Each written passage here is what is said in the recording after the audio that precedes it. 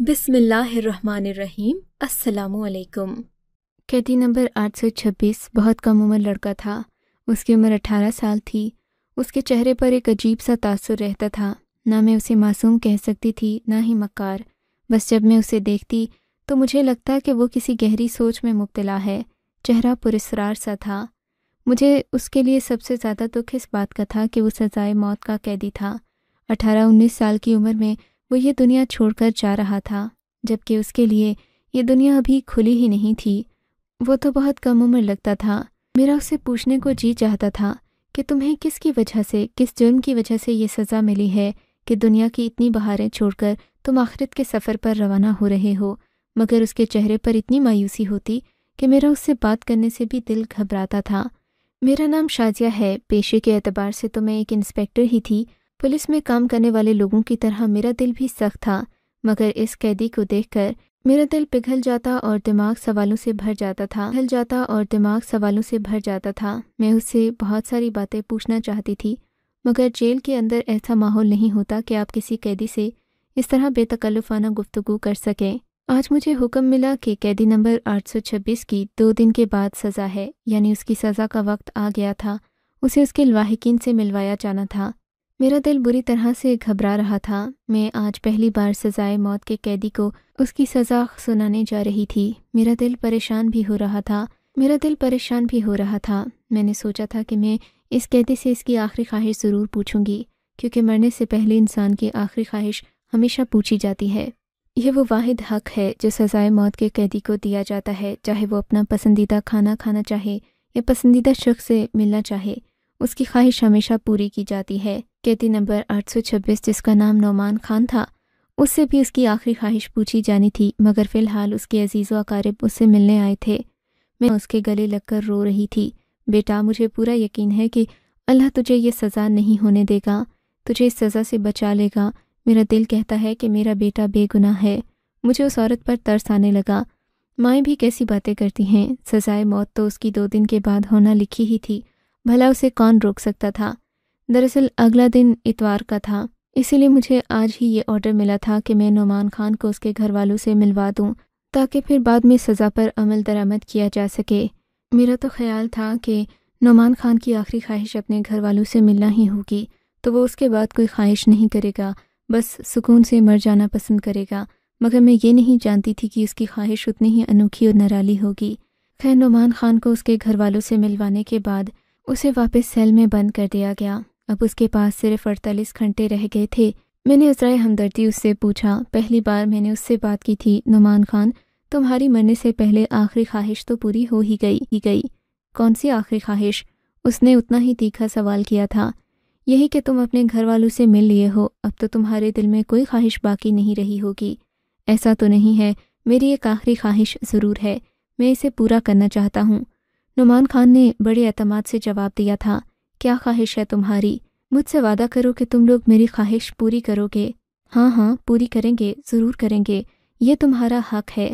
میں اس کی کم عمری کا ترس کھا کر بولی۔ تو پھر ٹھیک ہے، مجھے کسی بڑے کے سامنے پیش کرو، میں اپنی خواہش کا اظہار ایسے نہیں کروں گا، بہت خاص خواہش ہے میری، اور میں جانتا ہوں کہ تم کسی تک نہیں پہنچ جاؤ گی یہ بات۔ اس کی بے اعتمادی دیکھ کر مجھے غصہ تو آیا، لیکن کیونکہ وہ سزائے موت کا قیدی تھا، میں نے سوچا جانے دو، بیچارہ بس 2 دن کا ہی تو مہمان ہے، مجھے اس سے دشمنی کر کے کیا مل جائے گا۔ میں نے ایس پی صاحب کے سامنے نعمان خان کو پیش کر دیا۔ بولو بچے، تمہاری کیا خواہش ہے؟ آخری خواہش بتا دو اپنی۔ میں حیران اتنی نرمی سے سزائے موت کے قیدی سے کیسے پیش آ سکتے تھے، مگر شاید وہ بھی اس کی حقیقت سے واقف ہوں گے، جانتے ہوں گے کہ اس کا قصور کیا ہے اور اسے سزا کیوں ملی ہے۔ عموماً یہاں پر زیادہ تر قیدی ایسے ہی تھے جن کا قصور چھوٹا اور سزا بڑی تھی، جبکہ بڑے بڑے گناہ کرنے والے آزادانہ گھوم رہے تھے۔ بہرحال جب اس سے اس کی آخری خواہش پوچھی گئی تو اس نے کہا کہ ایس پی صاحب، میں آخری بار زندگی میں پہلی اور آخری بار شادی کرنا چاہتا ہوں، نکاح کرنا چاہتا ہوں اور ایک دن اپنی بیوی کے ساتھ گزارنا چاہتا ہوں۔ اس کی خواہش سن کر ہمارے تو جیسے منہ کو تالے لگ گئے۔ ایس پی صاحب نے عقل اور ہوش مندی سے کام لیا۔ دیکھو بچے، تمہاری شادی تو ہم کروا دیں، مگر تم سے شادی کرنے کے لیے مانے کا کون کمبخت؟ تمہارے گھر والے امیر تو ہیں نہیں، تم ایک غریب خاندان سے تعلق رکھتے ہو، کیوں ایک موقع ضائع کر رہے ہو؟ کوئی اور چیز بتا دو، کھانا پینا، کوئی کسی سے ملنا جلنا۔ ہم تمہارے لیے سب کچھ کرنے کو تیار ہیں کیونکہ تم یہ ہو۔ ہمارے لیے یہ دکھ کی بات ہے، مگر قانون سخت ہے اور قانون ایسا ہی ہے، سب کے لیے برابر ہے، چاہے کوئی کم عمر اور معصوم ہے یا پھر زیادہ عمر کا یا بدماش، سب کے لیے ایک ہی سزا ہے۔ میں نہیں جانتا کہ تمہیں سزا کیوں ہوئی، تمہارا کیس تو سب سے زیادہ معمے والا ہے، لیکن یہ ہے کہ اب تم سزائے موت کے قیدی ہو تو بلا وجہ تو نہیں ہو، تمہیں کسی وجہ سے تو یہ سزا ملی ہے۔ اب تم کسی ڈھنگ کی خواہش کا اظہار کرو تو ہم پوری بھی کر دیں گے، لیکن میں یقین سے کہہ سکتا ہوں تم سے کوئی شادی کے لیے راضی نہیں ہوگا، اور پھر ہم کیسے تمہاری شادی کروائیں؟ نعمان خان بڑے اطمینان سے بولا، ایس پی صاحب، میں کب آپ سے کہہ رہا ہوں کہ آپ میری شادی کروائیں؟ میں آپ کو ایک ایسا طریقہ بتاتا ہوں کہ میری شادی خود بخود ہو جائے گی۔ اس کی بات سن کر میرے بھی کان کھڑے ہو گئے، سوچنے لگی کہ کہیں یہ جیل کی کسی خاتون سے نکاح کرنے کا نہ بول دے۔ بہرحال نعمان خان نے کہا کہ مسجد میں اعلان کروا دیا جائے کہ نعمان خان ولد نعمت خان کسی عورت سے شادی کرنا چاہتا ہے جو ایک دن کے لیے سزائے موت سے پہلے اس کی دلہن بن سکے۔ اب یہ بات تھی تو بڑی بے ڈھنگی، مگر نعمان خان نے ہم سے وعدہ لیا کہ اگر کوئی عورت اس کے بعد بھی مجھ سے نکاح کرنے کو تیار ہوئی تو آپ روکیں گے نہیں، اور صبح ہونے تک وہ میرے پاس ہی رہے گی۔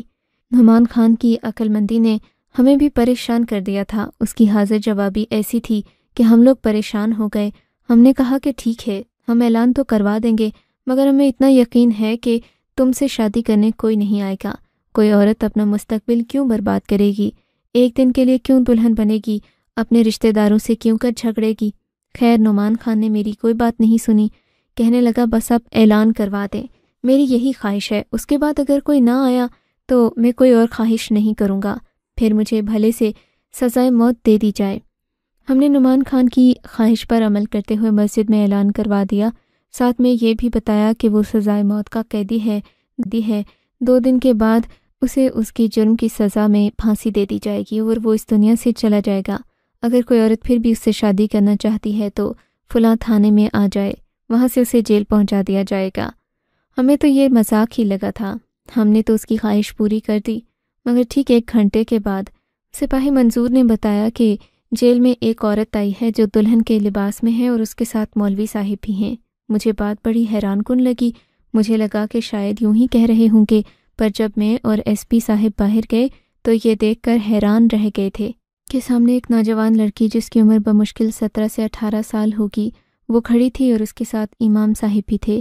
مولوی صاحب کو دیکھ کر ایسا لگ رہا تھا کہ انہوں نے اس لڑکی کا نکاح پڑھانے کی حامی بھر لی ہے۔ ان کے پاس نکاح کا رجسٹر بھی تھا، جبکہ لڑکی خوب اچھی طرح تیار تھی۔ لڑکی کا میک اپ اور اس کی تیاری دیکھ کر لگتا تھا کہ یہ سب تو اس نے پہلے سے تیار کر رکھا ہے۔ اب مجھے نعمان خان پر شک ہونے لگا تھا کہ اس نے ایسی خواہش کا اظہار کیوں کیا۔ ایک دن کے لیے اسے اپنی دلہن سے مل کر کیا ملے گا؟ یہ عورت کون ہے؟ میں نے مولوی صاحب سے پوچھا۔ جی مجھے نہیں پتا، یہ میرے پاس آئی تھی، اس نے اسی طرح دلہن کا لباس پہنا تھا، بولی کہ مجھے جیل لے کر چلو، میں نے نعمان خان سے نکاح کرنا ہے۔ مجھے نہیں پتا جی اس کے دل میں کیا آیا ہے، میں نے تو اسے سمجھایا کہ ایسا نہیں کرو، مگر یہ سمجھنے پر راضی ہی نہیں ہے، کہتی ہے کہ مجھے نعمان خان سے ہی نکاح کرنا ہے۔ میں اسے بتا چکا ہوں کہ وہ سزائے موت کا قیدی ہے، 2 دن بعد اس کی موت واقع ہو جائے گی، مگر یہ مانتی نہیں، کہتی ہے کہ کوئی بات نہیں، بھلے میں ایک ہی دن نعمان خان کے ساتھ رہوں، مگر میری بھی خواہش پوری ہو جائے گی کیونکہ میں نعمان خان سے سچی محبت کرتی ہوں۔ ہمیں نہیں پتہ تھا کہ نعمان خان کو کوئی لڑکی اتنا چاہتی ہے کہ اس کے لیے سب کچھ چھوڑنے کو تیار ہے۔ بات بڑی عجیب سی تھی، لیکن خیر ہمارا کام تو اس کی خواہش پوری کرنا تھا۔ ہم نے کسی بات پر کوئی اعتراض نہیں کیا۔ مولوی صاحب کو بلایا گیا، نعمان خان کو اس کی سیل سے بلا کر باہر آفس میں بٹھا دیا گیا۔ مولوی صاحب نے نکاح پڑھایا، 2-4 گواہوں کی موجودگی میں قبول و ایجاب ہوا۔ نعمان خان نے کہا کہ اب خواہش کے مطابق، وعدے کے مطابق آپ میری دلہن کو میرے سیل میں بھیجیں گے، میں اس کے ساتھ باتیں کروں گا، پورا دن بس ہم اپنی پرانی یادیں تازہ کریں گے، پھر یہ چلی جائے گی، اس کے بعد مجھے آپ موت کی پھانسی پر چڑھا دیں، کوئی غم نہیں ہے، مجھے میری محبت مل جائے گی۔ نعمان خان کی باتیں سن کر میری آنکھوں میں بھی آنسو آ گئے تھے۔ سچی محبت واقعی ایسی ہوتی ہے، میں نے یہی دل میں سوچا تھا، مگر یہ نہیں جانتی تھی کہ اس کے پیچھے کتنی بڑی کہانی ہوگی جو ہمارے بھی ہوش و حواس اڑا کر رکھ دے گی۔ ایس پی صاحب نے مسکراتے ہوئے مجھے اشارہ کیا کہ تم اس لڑکی کو نعمان خان کے جا کر سیل میں بند کر دو، وہاں تو کرسی بھی نہیں ہے، بستر بھی نہیں ہے گی۔ میں نے بھی یہی سوچا تھا۔ میں اس لڑکی کو سیل میں لے گئی۔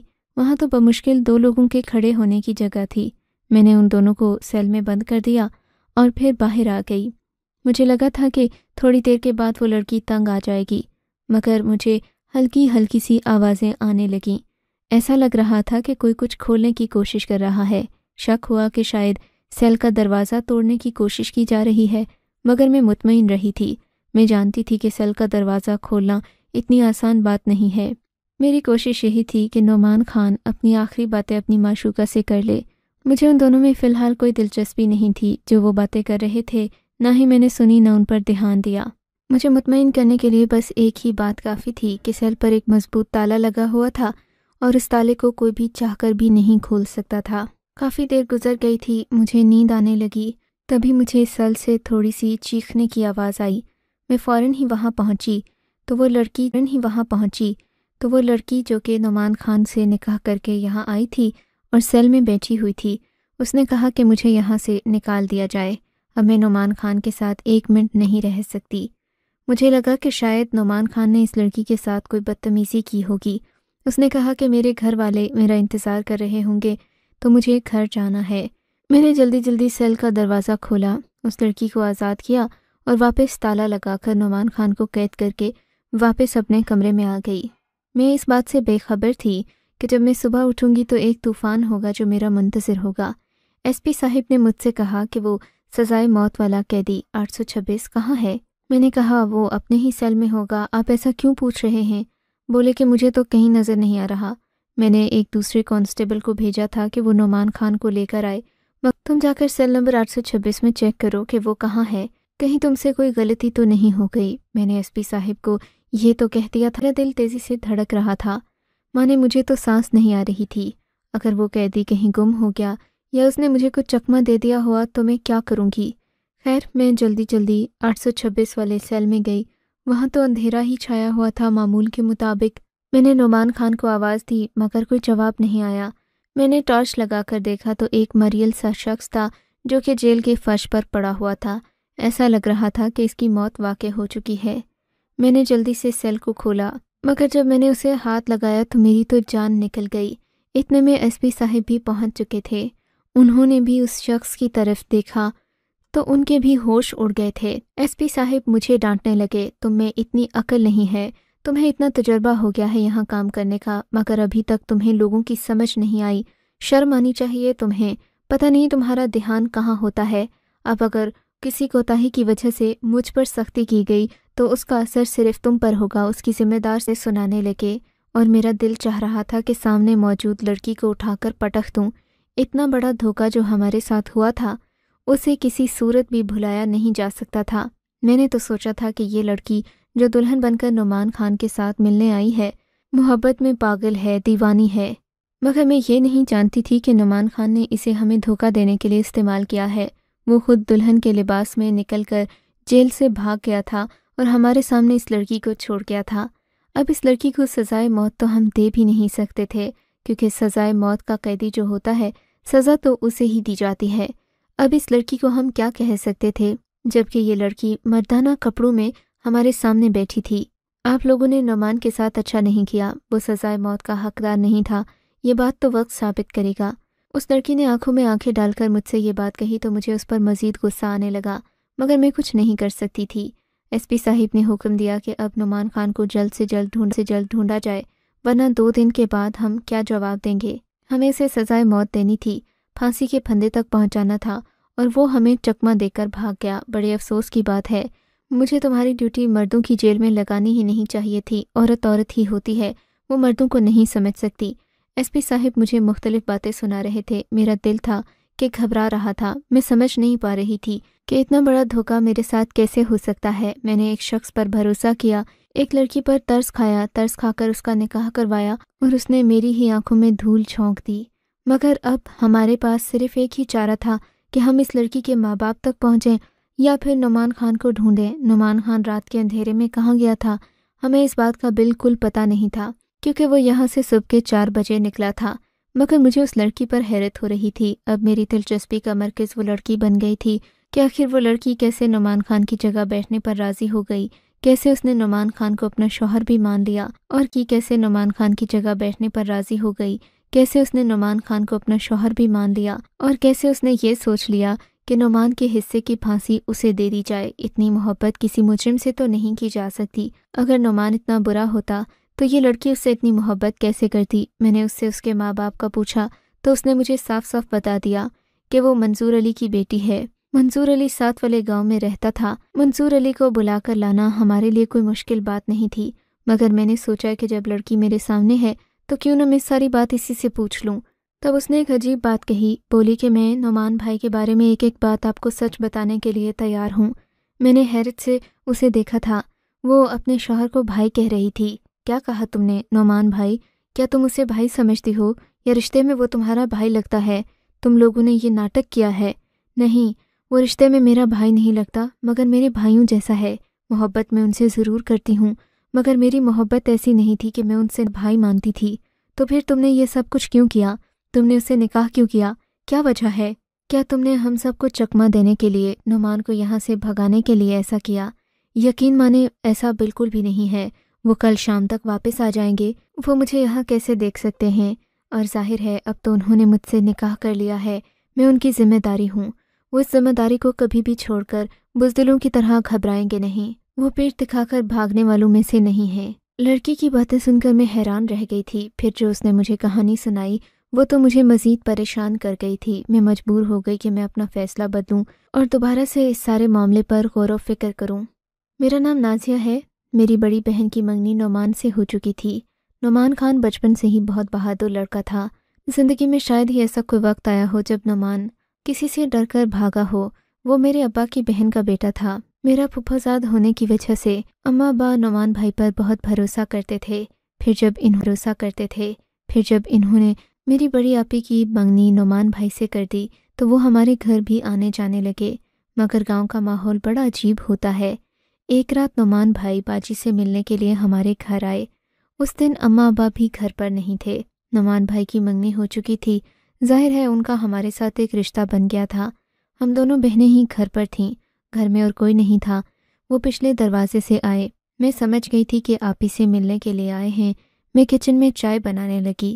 وہ دونوں آپس میں باتیں کر رہے تھے کہ دروازے پر زور زور سے دستک ہونے لگی۔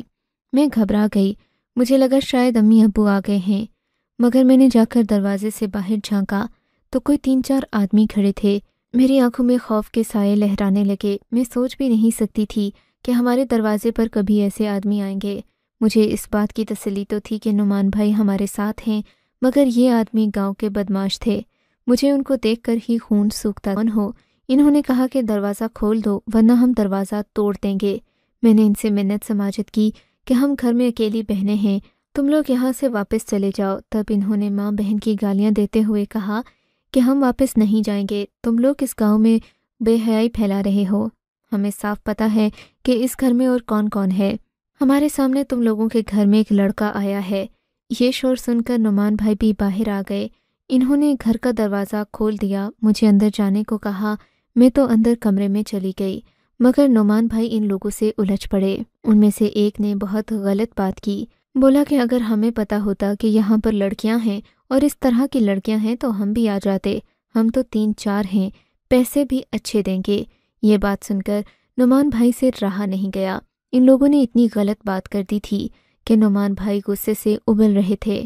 ظاہر ہے ان کی ہونے والی بیوی کے بارے میں اتنی غلیظ بات کوئی کرے، کسی بھی مرد کے سامنے کرے تو کوئی برداشت۔ نعمان بھائی نے اس وقت تو ان لوگوں کو کچھ نہیں کہا، کیونکہ وہ ایک تو نہتے تھے اور دوسرا عقل مندی کا تقاضا بھی یہی تھا کہ ہم بہنوں کے ہوتے ہوئے ان سے نہ لڑا جائے۔ انہوں نے انہیں سمجھا بجھا کر بھیج دیا، مگر اب تو یہ معمول کا تماشا بن گیا۔ ہمارے گھر کے باہر 3-4 بدماش کھڑے رہتے تھے۔ اماں ابا جیسے ہی ادھر ادھر ہوتے یہ لوگ ہمیں تنگ کرنے لگتے۔ ایک دن ایسا ہی ایک واقعہ ہوا جس نے ہماری زندگیوں کو ہمیشہ کے لیے بدل کر رکھ دیا۔ میری آپی اپنے کمرے میں سو رہی تھی کہ کھڑکی توڑ کر ایک بدماش کمرے میں گھس آیا۔ اسی وقت نعمان بھائی بھی گھر میں داخل ہوئے۔ انہوں نے اس آدمی کو اندر آتے ہوئے دیکھ لیا تھا۔ ان سے برداشت نہیں ہوا، بس پھر ایک ایسی لڑائی ہوئی جس نے نہ صرف میری بہن کی جان لے لی بلکہ نعمان بھائی کے ہاتھ سے بھی ایک ایسا جرم ہو گیا جس کی سزا انہیں سزائے موت کی صورت میں ملی۔ اگر ہم لوگ امیر ہوتے، ہمارے ہاتھ میں کوئی طاقت ہوتی تو یقیناً ایسا نہیں ہوتا، کیونکہ کسی کے گھر پر حملہ کر کے اس کی عزت پر حملہ کرنے کے جواب میں کسی پر بھی پھول تو نہیں برسائے جائیں گے۔ نعمان بھائی نے جو بھی کیا وہ غیرت میں کیا اور ان پر کسی قسم کا کیس بنتا بھی نہیں ہے، مگر چونکہ گاؤں کے لوگ طاقتور ہیں تو انہوں نے نعمان بھائی کے لیے زندگی عذاب کر دی۔ پہلے وہ 6 مہینے ادھر ادھر روپوش رہے، مگر پھر آخر کار انہیں پکڑ کر جیل میں ڈلوا دیا گیا۔ اب اگر وہ یہاں سے نکلتے بھی ہیں تو بھی یہ لوگ انہیں زندہ نہیں چھوڑیں گے، حالانکہ قصور ہمارا نہیں، قصور ان لوگوں کا ہے جنہوں نے ہمارے گھر پر بلا وجہ نظر رکھی اور ہمیں ہمارے ناکردہ گناہوں کی سزا دینا چاہیے۔ نعمان بھائی کی والدہ نے ان سے ملاقات کے دوران انہیں یہ منصوبہ سمجھا دیا تھا۔ میری اماں نے انہیں قسم دے کر کہا تھا کہ میں اپنی دوسری بیٹی بھی تم پر قربان کر دوں گی، مگر تم کو سزا نہیں ہونے دوں گی۔ ہمارے خاندان کو جتنی ان کی ضرورت ہے اتنی اور کسی کی نہیں ہے، میں مر بھی جاؤں تو کسی کو کوئی فرق نہیں پڑے گا۔ یہ کہہ کر وہ لڑکی رونے لگی۔ مجھے سمجھ نہیں آیا کہ اب اس کیس کا ہوگا کیا، لیکن بس خدا کی مدد سے ان لوگوں کی بھی کسی بڑے تک پہنچ تھی۔ نعمان اسی شخص سے ملنے کے لیے شہر گیا تھا، راتوں رات جا کر اپنا کیس اس کے سامنے رکھا۔ وہ بڑا پائے کا وکیل تھا۔ بعض اوقات ایک اچھے وکیل سے جان پہچان ہونا بھی انسان کو تھانے اور جیل کی سلاخوں سے بچا دیتا ہے۔ اگرچہ یہ بات کافی آگے جا چکی تھی، مگر وکیل صاحب کی دھمکیوں اور ان کے دلائل نے ایس پی صاحب کو بھی قائل کر لیا کہ سزائے موت نہ ہی نعمان خان کے لیے بنتی تھی اور نہ ہی نعمان خان کی طرف سے کوئی اپیل دی گئی، نہ اسے صفائی کا موقع دیا گیا۔ کیس چلا، اس کے بعد نعمان باعزت بری ہو گیا تھا، کیونکہ وہ نہتہ تھا، اس کے پاس تو کوئی ہتھیار بھی نہیں تھا، نہ اس کے نام پر کوئی اسلحہ تھا۔ اللہ تعالیٰ نے شاید ان کی محبت اور خلوص کی لاج رکھی، ورنہ اتنے بڑے کیس سے میں نے کبھی کسی کو بری ہوتے نہیں دیکھا۔ خدا تعالیٰ ہم سب کو سیدھے راستے پر چلنے کی توفیق عطا فرمائے، آمین ثم آمین۔ آپ کو اگر یہ کہانی اچھی لگی ہے تو اس ویڈیو کو لائک کیجیے اور اس طرح کی مزید کہانیاں سننے کے لیے ہمارے چینل کو ضرور سبسکرائب کیجیے۔ کہانی سننے کا شکریہ۔ آپ سے ملاقات ہوگی اگلی ویڈیو میں، تب تک کے لیے اللہ حافظ۔